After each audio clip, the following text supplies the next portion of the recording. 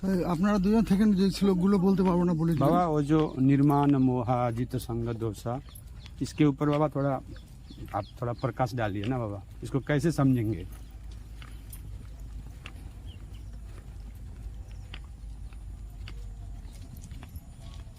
বলেন আপনি।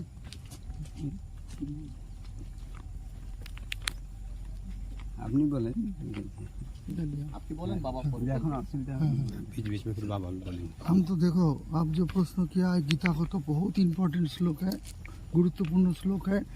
इसमें इस श्लोक की द्वारा साधक का भगवत प्राप्ति की लक्षण निर्णय होता है। साधक कौन से पर्याय जाने से भगवान का प्रेम प्राप्ति करता है एवं भगवत धाम जाता है, इसको ही गीता में वर्णन किया है। तो साधक का कैसा होना चाहिए साधना करके, इसमें अपना जीवन को परीक्षा करने के लिए साधक का इस श्लोक में साधक सब समय इस श्लोक का प्रति लक्ष्य रखेंगे हमारी कौन सी पर्याय हुआ, तब साधक का दीनता आएगा। हमारी भजन नहीं हो रहा है, अभी हम बहुत नीचे है, दीनता के साथ साधन भजन कर सकता है। तो इसमें जो लिखा है पहले निर्माण मोहा जित संग दोषा आध्यात्म नित्य विनिमित कामा द्वंद्वै विमुक्तै सुख दुख संगै गच्छन्ति मूढ़ा पदमव्ययं तत्। तो इस श्लोक में जो बोला है निर्माण मोहा, तो निर्माण मोहा शब्द में बोला है विशेष रूप में निर्गत हो गया, निकाल गया। नी शब्द से विशेष रूप में निकाल गया, मतलब उनको कोई मोह है ही नहीं है। निर्माण मोह, जिसका मोह विशेष रूप से निकाल जाता है, निर्गत हो जाता है, तो वही संग दोष से जीत सकता है। तो संग दोष से जीत सकता है। तो मोह कैसे निर्गत होता है? लोभ साधु संगे हरि कथा, मोह इष्ट लाभ विनय है, मद कृष्ण गुणगाने, क्रोध भक्त देशी जने, ठाकुर मशाई ने बता दिया। तो साधक भगवान का कथा साधु संघ में जब लोभ रहेगा, लोभ क्या होता है? भगवान का लाभ करने के लिए मोह, और मोह तो सबको जीव में रहता ही है, स्वाभाविक रहता है, स्वाभाविक रूप से मोह रहता है जी। तो ये मोह को घुमा के भगवान को लाभ करने के लिए मोह को ले जाना पड़ता है। सब कुछ हमारी जो शरीर में है, लोभ हमारी रहता है, लोभ को नष्ट नहीं होता है, वो लोभ को साधु संग में हरि कथा में लोभ को ले जाना पड़ेगा। तो अब वो लोभ से भगवान का सेवा में लग गया, लोभ शांत हो जाए, लोभ शांत हो जाता है। लोभ को जब भगवत लगाएंगे तभी शांत होता है, भगवत रस साधन करेंगे तभी वो लोभ शांत होता है। तो मोह भी भगवान का लाभ करने के लिए लगाएंगे तो जगतिक विषय का मोह सब नष्ट हो जाता है। तो इष्ट लाभ भी ने मोह, तो हमारी भगवान को लाभ करने के लिए चाहिए सबसे ऊंचा भक्ति भगवान का नाम और चिंतन। तो भगवान का नाम सबसे ऊंचा भक्ति, सर्वश्रेष्ठ भक्ति। साधारण भजन मध्य श्रेष्ठ नवविधा भक्ति, तार मध्य सर्वश्रेष्ठ नाम संकीर्तन। तो नाम का ऊपर निरंतर नाम के ऊपर मोह लगाना पड़ेगा, साधु संग से नाम एवं भगवत चिंतन लगाना पड़ेगा। तो निरंतर भक्ति जाजन करते करते शरीर जैसा जैसा प्रारब्ध अनर्थ अनिश्चित स्टेज निवृत्ति होगा, इतना ही मोह नष्ट हो जाएगा। मोह नष्ट होने से उनका संग दोष भी नष्ट हो जाएगा। हमारी मोह हमारी है शरीर में भय, भयं द्वितीय अभिनिवेश, ये भय से आता है मोह, और भय भगवान का भजन से भय नष्ट हो जाता है, तभी संग दोष नष्ट हो जाता है। इसलिए चैतन्य में भी बोला है आगे हो मुक्त सर्वबंध नाश, तबे से होते पारे श्री कृष्णेर दास। तो हमारी मोह है, हमारी कर्मबंधन है, हमारी प्रारब्ध है, हमारी संस्कार है। तो वही भगवान का नाम जपते जपते नियम पूर्वक भक्ति साधन करते करते वो शरीर जितना जितना चिन्मयत्व प्राप्ति होता है उतना ही मोह नष्ट होता रहता है। ऐसी करके मोह नष्ट जब हो जाता है तब संग दोष से भी बच सकता है, बच जाता है। तो उस समय वो पूरा भगवत शरणागति चरम रूप से आता है, तब संग दोष से बच जाता है। जीत संग दोष, हाँ, जीत संग दोष।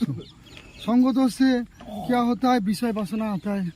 विषय लोग का, जैसे हमारी जीवन में हम लोग भजन करता है, हम अपना जीवन में देखता है हमारी शरीर में मोह है, भय है, तो कोई बड़ा बड़ा सेठ हमको मानता है, पैसा देता है, उनको देखने से हमें आनंद होता है, उनको घर में बैठाता है, प्रेम करता है, उनको प्रसाद देता है, उनको अच्छा अच्छा बात भगवान का कथा सुनाता है, क्योंकि हमारी मोह है और भय है।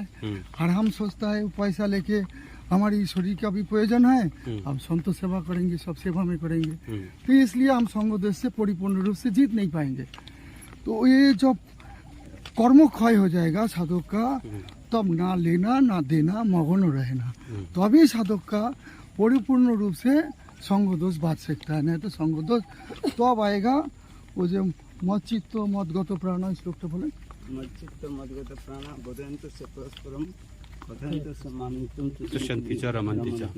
तब हमारी संग आएगा ऐसी संतों से। अभी जैसे हम लोग को क्या है, मिश्रा भक्ति में है, अभी हमारी कर्म बंधन क्षय नहीं हुआ, अनर्थ निवृत्ति नहीं हुआ, तो हमारी भक्ति भी है, भजन भी है, मोह भी है, संग दोष भी है, सब एक साथ हमारी चल रहा है। परिपूर्ण मोह ठाकुर जी की तरफ हुआ नहीं है। हुआ नहीं, तो ये किसी को हाथ में नहीं है, जोर पूर्वक कर भी नहीं सकता है। तो साधक जब जानेंगे तब उनको हृदय में दीनता आता है, हम अभी बहुत नीचे है, ना लेना ना देना, मगन रहना, इसी स्टेज में हम नहीं जा पाता है। तब जैसा जैसा भजन में आगे जाता है तब तो उतना ही उनका भक्तिर परे सहानुभाव, विरक्ति मान शून्यता, तब तो विषय में विरक्ति आएगा और मान शून्य होगा और संग दोष से भी हटेगा। यही है, मोह जाने से संग दोष हटता है। तो इसको बात क्या बोला है, आध्यात्म नित्य और विनिमित्त कामा। आध्यात्म नित्य शब्द में बोलने चाहता है निरंतर भगवान का चिंतन, भगवान का नाम में डूबना ही आध्यात्म नित्य होता। तो रूप गोस्वामी पाद भक्ति रसामृत सिंधु में प्रेम प्राप्ति का जो श्लोक है उसमें बोला है खांति शब्दों में तो खोब नहीं है, खोब शब्दों में वही मोह में आ जाता है। अच्छा, मोह में आ जाता है। और संग दोष से बाँचने के लिए विरक्ति मानो शून्यता, विरक्ति मानो शून्यता आ गया। उसमें क्या बोला श्लोक में, खांति अभ्यर्थ कालत्वं विरक्ति मान शून्यता आशा बंधा समुत्कंठा नामे गाने सदा रुचि है आसक्ति तद गुणखने प्रीति तद वसति स्थले, ये है प्रेम का लक्षण है। ये श्लोक से श्लोक का पूरा मेल खाता है। ये अभ्यर्थकाल भजन चाहिए, अभ्यर्थकाल भजन और आध्यात्म नित्य। और उसमें क्या बोला, विनिमित्त कामा।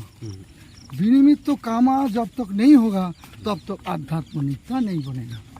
तो विनिमित्त कामा संक्षेप में उदाहरण होता है, जैसे रघुनाथ दास गोस्वामी पाद साक्षात पार्षद के महाप्रभु का, उन्होंने राधा कुंड में जब उन लोग को तो साक्षात नित्य मंजूरी है, नित्य पार्षद नित्य मंजूरी, और उन लोग जगत कल्याण करने के लिए आए थे ऊपर से, एवं जगत का लीला स्थली प्रकट करने के लिए आए थे। तो फिर भी जगत जीव को शिक्षा देने के लिए दिखाया। जब उनको मन में इच्छा राधा कुंड संस्कार करने के लिए, हठात देखा एक मैया गिर गया, उसमें बोला अरे घाट आकर बंधन हो जाता है अच्छा से, तब तो राधा कुंड का स्वभाव भी अच्छा होता। तो फिर उनका जीव में कामोट दे दिया, जीव भाव में, यारी हम क्या वासना कर लिया, हम तो सारा दिन भगवान का नाम और चिंतन करता है, इसमें वासना कहाँ से, विचार क्यों आया, ये विचार क्यों आ गया। साथ साथ वो बद्रीनारायण से ठाकुर जी ने आदेश करके भक्तों को जो भेंट प्रणामी देने के लिए गया था उनको भेज दिया रघुनाथ दास गोस्वामी पाद के पास, जाओ रघुनाथ दास गोस्वामी पाद को मन में इच्छा हुआ राधा कुंड संस्कार करने के लिए, तो जाओ उनको बस ले जाओ धन। तो साधक भगवान का नाम और चिंतन छोड़ के यदि कोई कामना वासना करता है, भगवान उनको पूर्ण करता है। तो विनिमित्त तो कामा को इसमें बुझा है। जैसे हमारी कालीदह में जगदीश बाबा थे, जगदीश बाबा का भजन स्मरण करते थे रात दिन।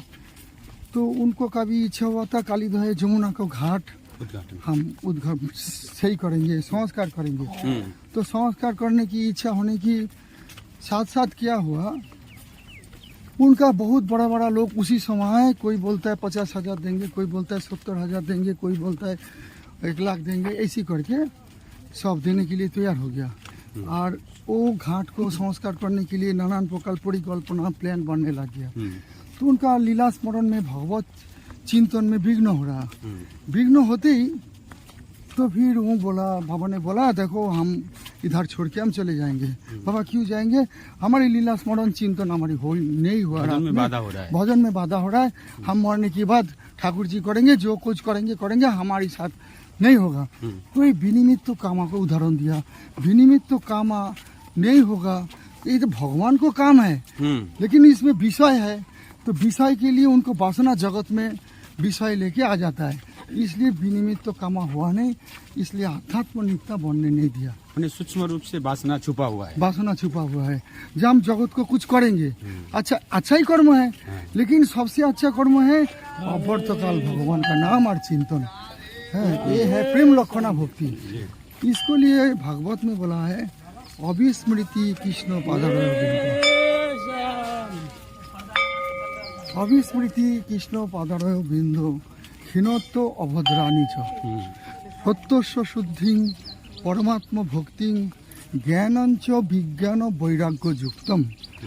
तो साधक का जब तक आध्यात्म नित्य में समझाने चाहता है, अविस्मृति सब समय भगवान का नाम चिंतन होना चाहिए। अभ्यर्थ कालोत्तम आ गया।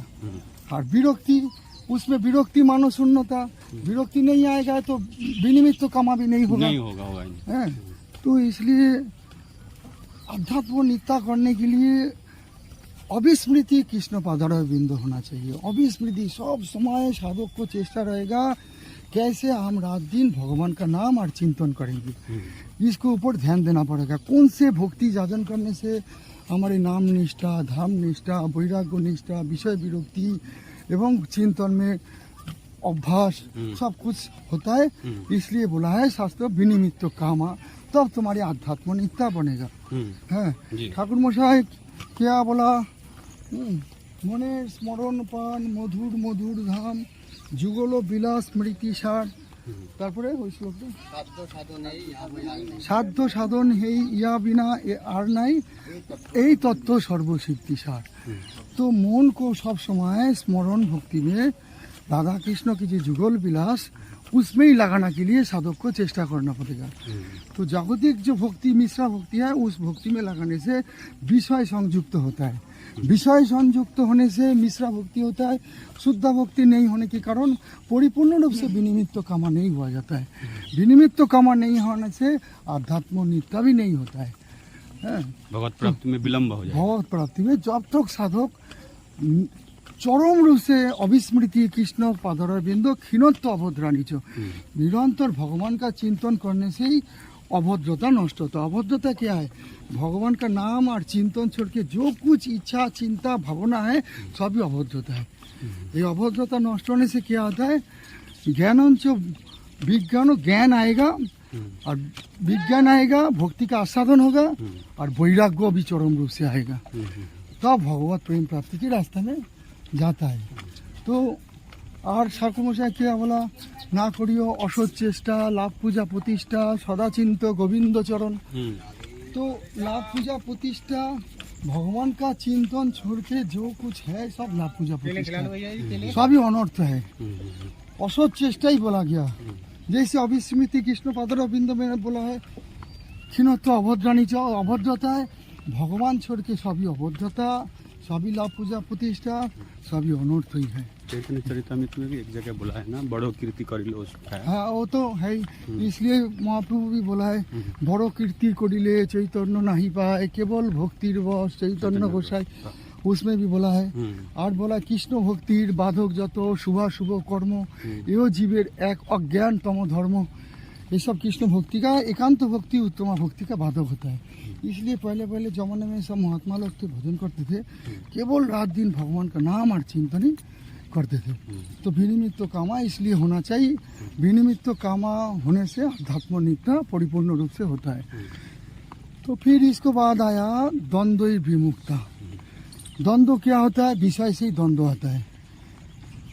जैसा हम उसमें गीता में एक श्लोक बोला है जैसा हम अंतगतम पापं जनानां पुण्य कर्मणां ते द्वंद्वमोह निर्मुक्ता भजन्ते मां धीरव्रता। বিষয় গরলময়, তাতে মানো সুখ চায়, সেই सुख दुख करी मानो। तो विषय निवृत्ति जब तक नहीं हो रहा है साधक को, तब तक द्वंद्व विमुक्त हो नहीं सकता है। तो द्वंद्व को इसलिए साधक भजन करते करते चरम त्याग वृत्ति एवं वैराग्य, चरम वैराग्य में जाएंगे तभी द्वंद्व मुक्त होता है। द्वंद्व तो बाबा काम क्रोध लोभ मोह इसी को ना सभी द्वंद्व है। विषय सबसे बड़ा द्वंद्व है। अच्छा, विषय त्याग नहीं होने से द्वंद्व परिपूर्ण रूप से नहीं जाता त्याग है। नहीं होगा। और शरीर का प्रति मोह भी एक द्वंद्व है, सभी द्वंद्व ही है। इसलिए दृढ़व्रता रूप से भजन कर नहीं पाएंगे। तो मोह नष्ट नहीं होने से, जैसे सूर्यकुंड के सिद्ध बाबा को दिखाया, कैंसर बीमारी हुआ तो किसी को नहीं जाना है कि जंगल में चला गया, जंगल में चला गया, जंगल में जाके हार आधे करके किसी को जानने नहीं दिया। जानने देने से तो परापेक्षा हो जाता है ना। जी जी। तो भगवान की परिपूर्ण शरणागति नहीं आता है। तो शरणागति नहीं होगा तो परिपूर्ण रूप से भगवान को आत्मसमर्पण नहीं हुआ। तो जे करे परापेक्षा तारे करे कृष्ण उपेक्षा। तो ये द्वंद्व विमुक्ता ही उदाहरण है। सिद्ध बाबा ने खुद दिखाया, हम लोग तो जैसी बीमारी होता है, पैसा चाहिए, अर्थ चाहिए, डॉक्टर चाहिए, जॉन चाहिए, सब लोग चाहिए, हमको कैसे कौन सेवा करेंगे। तो हम लोग भजन मोह से ऊपर नहीं उठा, द्वंद्व से ऊपर नहीं उठा। तो इसलिए द्वंद्व विमुक्ता होना पड़ेगा साधना करके। तो फिर साधन तो हमको करना ही पड़ेगा। हमारी मुक्त हुआ नहीं हुआ, हमको ये जानने की एक रास्ता है, हमारी पर्याय कहाँ है, कौन से स्टेज में हम पढ़ा है। द्वंद्व विमुक्ता, सुख दुख संगई। इधर श्लोकটা বলেন, सुख दुख संगई, सुख शीत उष्ण सुख दुख बराबर संतुष्ट सुख दुख समसंग विवर्जित तुल्य निंदा स्तुति मोहनी संतुष्ट जन अनेकेत स्थिरमति भक्तिमान्य प्रिय नर। तो सुख दुख संगई, सुख दुख से परे जाना पड़ेगा। जैसे हमारी सिद्ध बाबा गोविंद कुंड की ठंडी का समय, उनको बहुत ठंडी लगा था। तो उनको मन में हुआ रेजाई लगाएंगे। तो उन्होंने क्या किया, कुंड का पानी में डूब दिया, बर्फ का पानी में डूब दिया के बोल रहा है देखो खूब ठंडी लग रहा है, रेजाई लेके आराम करने चाहता है, अभी देख कैसे आनंद आता है। आनंद दिया शरीर का कैसे आनंद आता है देख। तो ये सुख दुख संग, ये सुख दुख से परे हो जाता है। ये केवल भगवान का नाम और चिंतन, भगवान का कथा अमृत पान करके ये शरीर का बाहर हो जाए, ये सुख दुख से बाहर हो जाता है, अनिकेतन हो जाता है, पूरा विषय मुक्त हो जाता है। एकदम भगवान का नाम चिंतन में शरीर को चिन्मयत्व प्राप्ति होता है। सनातन गोसाई पाद बृहद भागवत अमृत में बोला है, कृष्ण भक्ति सुधा पानात देहो दैहिको विस्मृति तेषांग भौतिक देहो भी सच्चिदानंद रूपता। तो देह को भक्ति जाचन करके ऐसी साधना करना पड़ेगा, सच्चिदानंद रूपता हो जाएगा। जैसे आपको भगवान का नाम अमृत पान करके पूरा शरीर पाप मुक्त हो जाएगा, पूरा अनर्थ मुक्त हो जाएगा। नामामृत पान करके प्रति पदम पूर्ण अमृत आस्वादनम, प्रति पद में अमृत आस्वादन करेंगे। वो जागतिक वस्तु के लिए उनको स्प्रिया नहीं रहता है। तब हाँ, प्रतिपदं पूर्ण अमृत सदनं सर्वत्म स्नपनं परं विजयते श्री कृष्ण संकीर्तन। एवं कृष्ण नाम भगवान का नाम से आनंद का समुद्र में नाचता है। तो ऐसी सुख दुख संगी, सुख दुख से परे हो जाता है, शरीर चिन्मयत्व प्राप्ति होता है। और हम लोग गौड़ीय साधक है, हम लोग को गुरुदेव जो स्वरूप दिया, नाम का कृपा से स्वरूप जागृत होगा। नित्य लीला में राधा रानी को दासी बन के ये जगत को भूल जाएंगे, वही दासी रूप से नित्य निरंतर सेवा में युक्त होंगे। तब साधक जाके ये शरीर सुख दुख संग से ऊपर जाएगा, फिर भगवत धाम। तो सुख दुख संगी गच्छन्ते मूढ़ा पदम अभ्यंतर। तो वैसे साधक ही भगवान का पद में जा सकता है। तो उसको श्लोक में वो भगवत चिंतन वही शरीर छोड़ार आगे दिखा एक श्लोक बोलছে अंत काले च मामेव स्मरणमुक्त कलेवरम यत् प्रयाति समद्भाव याति नास्तत्र संशय। ठाकुर जी कह रहे हैं, जो मेरा ही चिंतन करते करते शरीर त्याग करेगा वो मुझे प्राप्त होगा। अर्जुन तुम इसमें कोई संदेह मत करो। अच्छा, फिर प्रश्न आ सकते हैं, फिर मान लीजिए आपका चिंतन नहीं किया, फिर इसका क्या होगा। फिर इसका अगले श्लोक में बताया, यंग यंग वापि स्मरणं भावं तेजो त्यांते कलेवरम तंग तमेवते कुंते सतत भाव भावंती। और जो जिस भाव से वो शरीर अपना त्याग करेगा वो उसी भाव को प्राप्त होगा। तो बोले जैसे चक्रवर्ती बात जी में बोला, जैसे हम लोग चलते हैं पहले एक कदम रखते हैं फिर दूसरा कदम उठाते हैं, ऐसा तो नहीं हुआ सामने कदम नहीं रखा दूसरा उठा लिया। वैसे शरीर छोड़ने से पहले उसका पता चल जाता है, उसके मन में आ जाता है वो कौन से भाव में जा रहा है। अच्छा। तो जैसे भरत महाराज हिरण के बारे में सोचते रहा, सोचते थे फिर हिरण्य योनि में प्राप्त हुआ। पुरंजन राजा एक नारी के शरीर के बारे में सोचता रहा, फिर अगले जन्म में नारी शरीर प्राप्त हुआ। ऐसे ही साधक को आध्यात्म नित्य में जाना पड़ेगा, विनिमित्त कामा होना पड़ेगा, द्वंद्व विमुक्त होना पड़ेगा, सुख दुख संगई होना पड़ेगा, सुख दुख से परे जाना पड़ेगा। तो वही व्यक्ति पद्माभ्यम तत्व मतलब वही अद्वैत तत्व जो भगवान है, सच्चिदानंद जो भगवान है, उनको चरण में भगवान की चरण में जाता है। एवं भगवत धाम कैसी होता है वो श्लोकটা বলে দেন सीधा बोले ওটা ব্যাখ্যা করে দেন। न तद भाषते सूर्यो न शशांक न पावक जदगत व न निवर्तन्ते तद्धाम परम भगवान। माने भगवान के धाम में ये चंद्र सूर्य के द्वारा आलोकित नहीं होता है जी। हाँ, और न तद भाषते सूर्य न शशांक न पावक जदगत व न निवर्तन्ते तद्धाम परम भगवान। जहाँ पहुँचने से फिर वापस नहीं आता, लौट के नहीं आता। नहीं, कोई धाम है परम हमारा जो धाम हमारा चरण कौन में जब पहुँच जाते हैं उसका वापस नहीं आना पड़ता। ठीक है। जय जय श्री राधे श्याम। सीताय गौर हरि।